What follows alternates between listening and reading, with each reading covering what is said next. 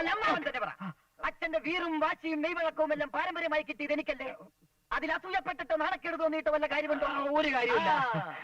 ചുരുക്കത്തിൽ എനിക്കെതിർ നിൽക്കുന്ന ഏത് കൊലക്കൊമ്പനെയും ഒറ്റയടിക്ക് മലർത്താനുള്ള കഴിവ് നിനക്കുണ്ടെന്നർത്ഥം. ആരതി കൊണ്ടുവാ. എന്നാലും ഈ ശരീരഘടന കണ്ടിട്ട് എനിക്ക് അങ്ങോട്ട് വിശ്വാസം കാര്യം ഇരിക്കുന്ന അമ്മായി. കണ്ണെത്തുന്നിടത്ത് മനസ്സെത്തണം, മനസ്സെത്തുന്നിടത്ത് കൈയെത്തണം, അത്ര വേണ്ടു.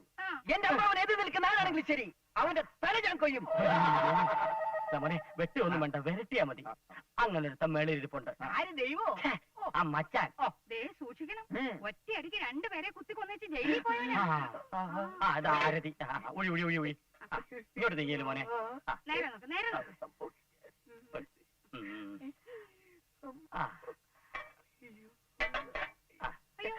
തെറ്റിലുണ്ടല്ലോ. അങ്ങോട്ട് കളഞ്ഞേരെ. ഇനി അങ്ങോട്ട് പോ.